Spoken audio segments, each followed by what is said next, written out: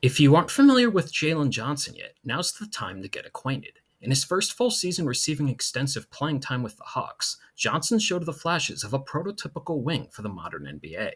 While the highlight reel dunks grab your attention, Johnson displayed improvement in a lot of key areas that showcase his versatility. There's also reason to believe that entering his age 23 season, he could become an all-star level talent in the coming years. I'm going to take a deeper dive into Johnson's game and showcase where he showed growth and what makes him so unique. One thing that really helped Johnson blossom in his third NBA season was his development as a shooter. Through his first two seasons, he attempted 177 threes and converted just 28% of them.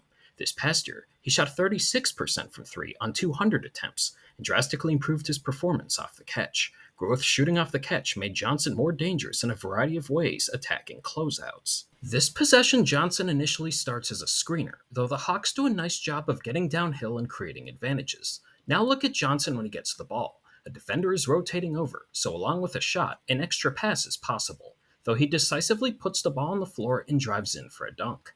Here's another way Johnson can attack closeouts. This starts with DeJounte Murray in isolation, but passes to Johnson as he gets downhill. Like the previous example, a defender has to rotate to defend Johnson, though this time he decisively pulls up into a runner off the dribble. The touch to make these shots and shooting off the dribble are two areas where Johnson showed drastic improvement this past season.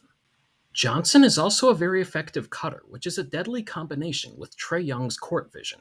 Here we see Young operating out of pick and roll. As Young initially gets downhill, you can see Johnson start working his way to the right corner. Though as Young draws multiple Thunder defenders, Johnson notices, and he works his way back towards the basket and is rewarded with a pass that leads to a dunk.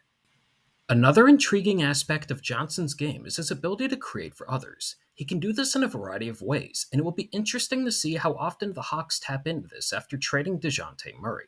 In this instance, Johnson's the screener for Murray and catches the ball out of the short roll.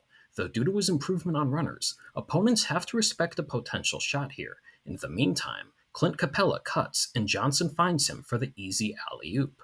Here the Hawks get Johnson the ball on a handoff. At 6'9", 220, Johnson isn't easy to stop when he gets downhill, though he's certainly going to draw multiple defenders. Look at the Suns here. As Johnson gets downhill, they have four defenders with a foot in the paint.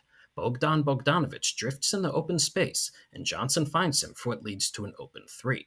On top of these options, don't be stunned if this year Johnson's asked to create more for others out of pick and roll, or even post-ups if he has a mismatch.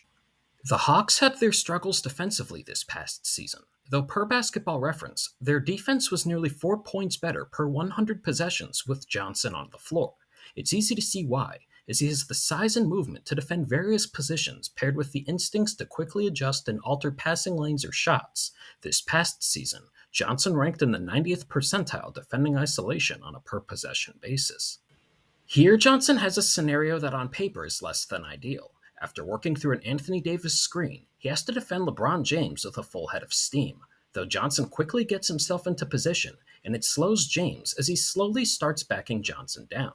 Johnson doesn't go for the fake and ends up blocking James at the rim. This instance really highlights Johnson's instincts. The Pacers, like usual, are pushing tempo and get in a high pick and roll as Johnson's defending the left slot. Though once Miles Turner catches the ball, you see a Pacers player start to cut from the left corner, which should lead to a very easy basket. The only problem for the Pacers is Johnson notices this too. Turner doesn't make the read immediately, and it gives Johnson enough time to rotate and intercept the pass. So what's Johnson's ultimate ceiling as a player? This year will be interesting, as he'll have a full offseason with opponents preparing for him as the Hawks' second option. Though given the strides he made from three, there could be even more offensive growth. A scenario where he becomes an all-star doing a mix of everything while scoring 20-plus points a night wouldn't stun me. At the least, Johnson has shown he will be a high-end Swiss Army knife that contributes in all facets. That's an extremely valuable skill set that impacts winning and makes Johnson a major factor for the Hawks regardless of how they build their team moving forward. If you stayed through the end, thanks for watching, and don't hesitate to like and subscribe if you enjoyed the video as I provide more NBA content throughout the off-season.